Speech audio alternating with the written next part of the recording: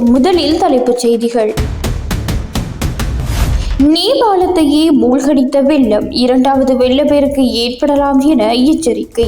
ஷிரான் பாசிக்கின் விடுதலைக்காக 500 கோடி அடுத்தடுத்து கசிந்த தகவல்கள். ஷிரான் பாசிக்குடன் தொடர்புடைய அரசியல்வாதிகளுக்கு வலைவீச்சு, அதிரடி காட்டும் அனுர. வெளிநாடுகளில் இருந்து செயற்படும் ஆபத்தான குழுக்கள், பெண்களுக்கு விடுக்கப்பட்ட அவசர எச்சரிக்கை.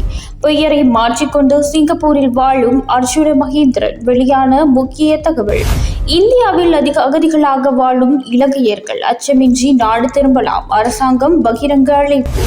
அரசாங்கம் விழும் வரை காத்திருக்காமல் மக்கள் வீதிக்கு இறங்க வேண்டும், ஐக்கிய மக்கள் சக்தி அறைகூவல். இனி விரிவான செய்திகள். இந்தியாவில் அகதிகளாக வாழும் இலங்கை பிரஜைகள் எவ்வித விசாரணைகளுக்கோ அல்லது கைதுகளுக்கோ உள்ளாகாமல் நாட்டின் எந்த ஒரு சர்வதேச விமான நிலையத்தினூடாகவும் பாதுகாப்பாக நாடு திரும்ப முடியும் என அரசாங்கம் அழைப்பு விடுத்துள்ளது. அதற்கான சட்ட ரீதியான தளர்வுகள் மேற்கொள்ளப்பட்டுள்ளதாக அமைச்சர் பிமல் ரத்நாயக்க தெரிவித்துள்ளார். உயிரை பாதுகாப்பதற்காக முறைசாரா வழிகளில் நாட்டை விட்டு வெளியேறி இந்தியாவில் அகதிகளாக வாழும் இலங்கையர்கள் தற்போது அச்சமின்றி நாடு திரும்ப அனுமதிக்கப்பட்டுள்ளதாகவும் அவர்களின் மீள்குடியேற்றத்திற்கு தேவையான உதவிகள் வழங்கப்படும் எனவும் அமைச்சர் குறிப்பிட்டுள்ளார். இதேவேளை வடக்கு மற்றும் கிழக்கில் தேசிய பாதுகாப்பையும் மக்களின் உரிமைகளையும் சமநிலையில் பேணியவாறு காணிகளை விடுவிக்கும் நடவடிக்கைகள் தீவிரப்படுத்தப்பட்டுள்ளதாகவும் அவர் தெரிவித்துள்ளார். 2025 ஜனவரி முதல் 2026 ஆகஸ்ட் 20 வரை யாழ்ப்பாணத்தில்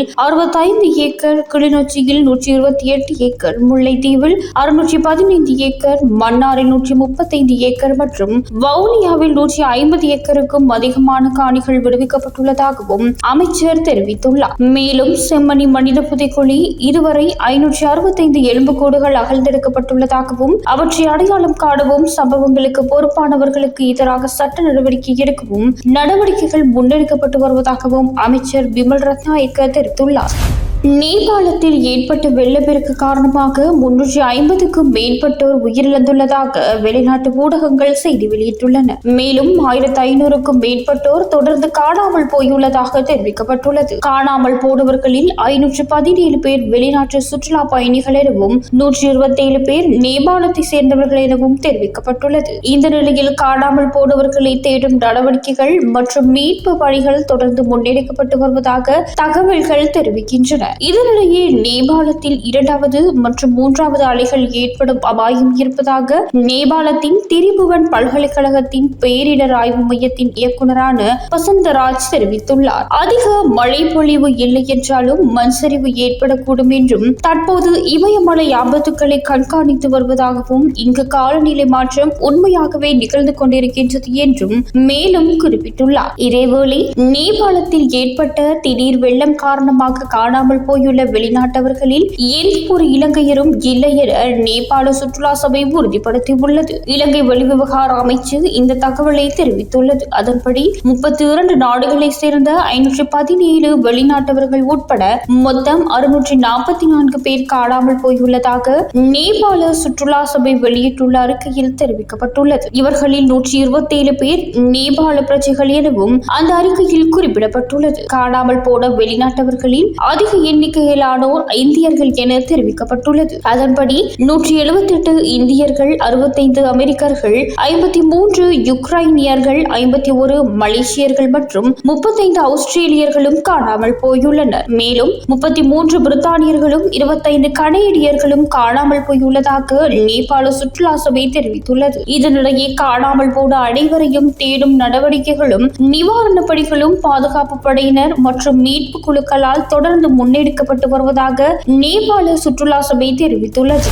இலங்கைக்கு போதைப் பொருள் கடத்தலின் முக்கிய நபராக கருதப்படும் ஷிரான் பாசிக் அமைத்துள்ள போதைப் பொருள் கடத்தல் வலையமைப்பின் மூலங்களின்படி அவரது விடுதலையை உறுதி செய்வதற்கும் அவருக்கு எதிராக தாக்கல் செய்யப்பட்டுள்ள வழக்கில் குறிப்பிட்டுள்ள விடயங்களை மாற்றுவதற்கும் 500 கோடி ரூபாய் நிதி தயார் செய்யப்பட்டுள்ளதாக தெரியவந்துள்ளது.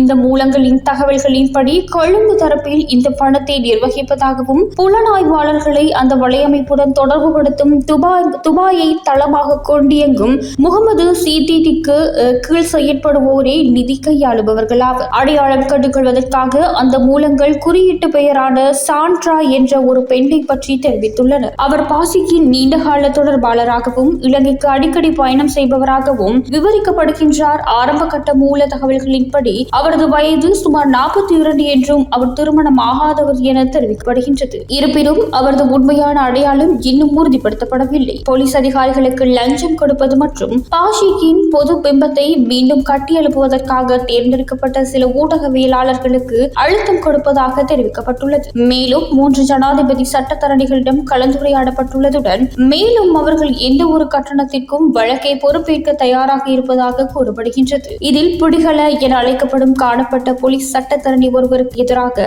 அடிப்படை உரிமை மனுவை தாக்கல் செய்யும் நோக்கத்துடன் செய்யப்படுவதாக கூறப்படுகின்றது. தற்போதைய நிதி போதுமானதாக இல்லை என்றால் துபாயில் இருந்து கூடுதல் பணத்தை அனுப்ப எதிர்பார்க்கப்படுவதாக தெரிவிக்கப்படுகின்றது. மேற்கூறிய லஞ்ச குற்றச்சாட்டுகள் எதுவும் சுயாதீனமாக உறுதிப்படுத்தப்படவில்லை. இவை எதிர்த்தரப்பு மூலங்களுக்கு உட்படுத்தப்பட்டவை. மேலும் உறுதிப்படுத்தப்பட்ட உண்மைகளாக அல்லாமல் எதிர்ப்பு கூறப்படும் குற்றச்சாட்டுகளாகவே முன்வைக்கப்படுகின்றன. அண்மையில் தெரிவிக்கப்பட்ட விடயங்களின்படி பாசிக் பொரலஸ்கமுவ பகுதியில் 2 வீடுகளின் உரிமையை ஒப்புக்கொண்டுள்ளார். அதேபோல் தெஹிவளை மற்றும் வெள்ளவத்தை கடலோர பகுதிகளில் உள்ள 5 ஹோட்டல்களின் உரிமையை ஒப்புக்கொண்டுள்ளார். ஆனால் அவை அவரது சொந்த பெயரில் இல்லை, நண்பர்களின் பெயர்கள் மூலமாகவே முதலீடு செய்ததாக அவர் கூறுகின்றார். கொழும்பு குற்றப்புலனாய்வு பணியகம் அவரது முழு சொத்து விவரங்களை தேடுவதை இன்னும் முடிக்கவில்லை என்றும் அவர் தற்போது புலனாய்வு குழுவால் விசாரணைக்கு உட்படுத்தப்பட்டு வருகின்றார். மேலும் போலீஸ் போதைப்பொருள் ஒழிப்பு பணியகமும் அரசு புலனாய்வு சேவையும் ஆதரவையும் தகவல்களையும் வழங்கி வருகின்றன. முன்னணி போதைப்பொருள் கடத்தல்காரரான ஷிரான் பாசிக்குடன் நெருங்கிய தொடர்பு பேணிய முக்கிய அரசியல்வாதிகள் குறித்த விசாரணைகள் முடுக்கிவிடப்பட்டுள்ளதாக தெரிவிக்கப்பட்டுள்ளது. பாசிக் தற்பொழுது மத்திய குற்றப்புலனாய்வு பணியகத்தின் தடுப்பு காவலில் வைக்கப்பட்டுள்ளார். பாசிக்கிடம் பல கோடி ரூபாய் பணம் மற்றும் பல்வேறு சலுகைகளை பெற்றதாக கூறப்படும் 10 முக்கிய அரசியல்வாதிகளிடம் விரைவில் விசாரணை நடத்தப்பட உள்ளது. ஷிரான் பாசிக்கிடம் மேற்கொள்ளப்பட்ட தீவிர விசாரணைகளின் போது வெளிவந்த அதிர்ச்சி தகவல்களின் அடிப்படையில் மத்திய குற்றப்புலனாய்வு பணியகம் இந்த அரசியல்வாதிகளிடம் விசாரணை நடத்துவதற்கான நடவடிக்கைகளை முன்னெடுத்து வருகின்றது. இவ்வாறு விசாரணைக்கு உட்படுத்தப்பட்டுள்ள அரசியல்வாதிகளில் 2 முன்னாள் பெண் அமைச்சர்கள், 2 முன்னாள் அமைச்சர்கள் மற்றும் தற்போதைய நாடாளுமன்ற உறுப்பினர் ஒருவர் உட்பட பல பிரபல அரசியல்வாதிகள் அடங்குவர் என போலீஸ் வட்டாரங்கள் தெரிவிக்கின்றன. குறிப்பிட்ட 10 அரசியல்வாதிகளுக்கும் தேர்தல் பிரசார பணிகளின் போது ஷிரான் பாசிக் அவ்வப்போது பெரும் தொகை பணத்தை வழங்கியுள்ளவை விசாரணைகளில் கண்டறியப்பட்டுள்ளது. மேலும் கடந்த அரசாங்கத்தில் இருந்த சக்தி வாய்ந்த முன்னாள் அமைச்சர் ஒருவர் ஷிரான் பாசிக்கு சட்டவிரோதமாக நிலங்களை நிரப்பி அடுக்குமாடி குடியிருப்புகள் மற்றும் ஹோட்டல்களை கட்டுவதற்கு தேவையான அனைத்து வசதிகளையும் செய்து கொடுத்துள்ளார் என்பதும் தெரியவந்துள்ளது. இந்த உதவிகளுக்காக அந்த முன்னாள் அமைச்சர் ஷிரான் பாசிக்கிடம் இருந்து அவ்வப்போது பெருந்தொகை பணத்தை பெற்றுள்ளார். ஷிரான் பாசிக் நீண்ட காலமாகவே இந்த அரசியல்வாதிகளுக்காக தாராளமாக பணத்தை செலவிட்டுள்ளமை தற்போது வெளிச்சத்திற்கு வந்துள்ளது. ஷிரான் பாசிக்கிடம் நடத்தப்படும் விசாரணைகளில் வெளிவரும் தகவல்களின் அடிப்படையில் தொடர்பு வைத்துக் கொண்டு பணம் மற்றும் பலதரப்பட்ட சலுகைகளை பெற்ற அனைத்து அரசியல்வாதிகளிடமும் விரிவான விசாரணை நடத்தப்படும் என போலீஸ் மா அதிபர் சிரேஷ்ட சட்டத்தரணி பிரியந்த வீரசூரிய குறிப்பிட்டுள்ளார். தற்போது தடுப்பு காவலில் உள்ள ஷிரான் பாசிக்கிடம் தொடர்ந்து தீவிர விசாரணை நடத்தப்பட்டு வருவதாகவும் அவருக்கு சொந்தமான பல கோடி ரூபாய் மதிப்பிலான சொத்துக்கள் குறித்தும் மத்திய குற்றப்புலனாய்வு பணியகம் விரிவான விசாரணைகளை முன்னெடுத்து வருவதாகவும் போலீஸ் வட்டார தகவல்கள் மேலும் தெரிவித்துள்ளன. சிங்கப்பூரில் வசிக்கும் இலங்கை மத்திய வங்கியின் முன்னாள் ஆளுநர் அர்ஜுன் மகேந்திரனை நாட்டில் அழைத்து வருவதில் சட்டம் சார்ந்த தடைகள் நிலவுவதாக பொது பாதுகாப்பு அமைச்சர் ஆனந்த் விஜயபால தெரிவித்துள்ளார். எனினும் அவரை மீண்டும் இலங்கைக்கு கொண்டு வருவதற்கான சாத்தியமான சட்ட வழிகள் குறித்து அதிகாரிகள் விரிவாக ஆராய்ந்து வருவதாக குறிப்பிட்டார். சிங்கப்பூர் பிரஜையாக அந்நாட்டிலேயே வசித்து வரும் அர்ஜுன் மகேந்திரன் தற்போது தனது பெயரை மாற்றிக் கொண்டுள்ளதாக அமைச்சர் விஜயபால தெரிவித்துள்ளார். அர்ஜுன் மகேந்திரனை இலங்கைக்கு நாடு கடத்துவதில் சட்டப்பூர்வமான தடைகள் உள்ளன. ஆனால் சாத்தியமான அனைத்து சட்டப்பூர்வ வழிகளையும் அதிகாரிகள் தீவிரமாக பரிசீலித்து வருகின்றனர் என்று அவர் கூறியுள்ளார். அதேவேளையில் மத்திய வங்கி புடைமுறி வழக்கு தொடர்பான சட்ட நடவடிக்கைகள் தொடர்ச்சியாக நடைபெற்று வருவதாகவும் அமைச்சர் சுட்டிக்காட்டினார். இலங்கை அரசு விடுத்த நாடு கடத்தல் கோரிக்கையானது சிங்கப்பூரின் நாடு கடத்தல் சட்டத்தின் கீழ் தேவையான சட்ட தேவைகளை பூர்த்தி செய்யவில்லை என கூறி அர்ஜுன் மகேந்திரனை ஒப்படைக்கும் கோரிக்கையை சிங்கப்பூர் அரசு முன்னதாக நிராகரித்திருந்தது. அறிவித்துள்ளது. மத்திய வங்கி புனைமுறி பரிவர்த்தனைகள் தொடர்பில் மேற்கொள்ளப்பட்டு வரும் சட்ட நடவடிக்கைகளுக்காக அர்ஜுன் மகேந்திரன் இலங்கையில் தீவிரமாக தேடப்பட்டு வருகின்றார். அரசுக்கு 11 மில்லியன் அமெரிக்க டாலர்களுக்கும் அதிகமான நிதி இழப்பை ஏற்படுத்திய குற்றச்சாட்டின் கீழ் 2019 ஜூன் மாதம் மூவர் அடங்கிய நிரந்தர மேல் நீதிமன்றத்தில் இவருக்கு எதிராக குற்றப்பத்திரிகை தாக்கல் செய்யப்பட்டது. இதற்கிடையில் பல்வேறு குற்றவியல் வழக்குகளில் தேடப்பட்டு வரும் சந்தேக நபர்களை இலங்கைக்கு கொண்டு வந்து சட்டத்தின் முன் நிறுத்துவதற்காக சர்வதேச போலீசாரிடம் இருந்து மொத்தம் 236 சிவப்பு எச்சரிக்கை அறிவித்தல்கள் பெறப்பட்டுள்ளதாக அமைச்சர் விஜயபால தெரிவித்தார். இவற்றில் 110 சிவப்பு எச்சரிக்கைகள் தற்போதைய அரசாங்கம் பதவியேற்ற பின்னரே பெறப்பட்டுள்ளன என்றும் அவர் குறிப்பிட்டார். தேடப்பட்டு வந்த சந்தேக நபர்களில் 66 பேர் ஏற்கனவே இலங்கைக்கு கொண்டு வரப்பட்டுள்ளதாகவும் மேலும் 97 பேரிடம் விசாரணைகள் தொடர்வதாகவும் அமைச்சர் கூறினார். இதில் 39 பேரின் இருப்பிடங்களை அதிகாரிகள் துல்லியமாக கண்டறிந்துள்ளனர். அத்துடன் தேடப்பட்டு வரும் மேலும் ஒரு நபர் அடுத்த வாரத்தில் இலங்கைக்கு கொண்டு வரப்படுவார் என்றும் அமைச்சர் ஆனந்தி விஜயபால தெரிவித்துள்ளார்.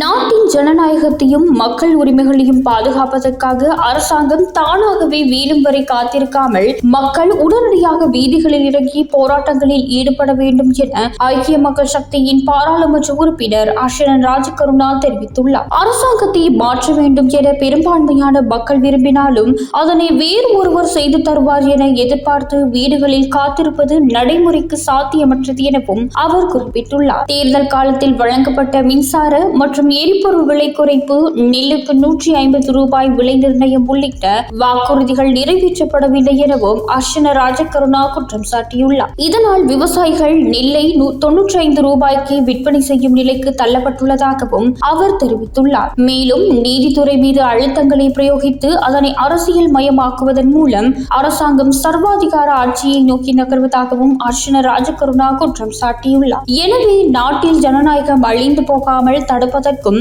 சர்வாதிகார போக்கை எதிர்ப்பதற்கும் மக்கள் அனைவரும் விழிப்புணர்வுடன் ஒன்றிணைந்து செயற்பட வேண்டும் என அவர் வலியுறுத்தியுள்ளார்.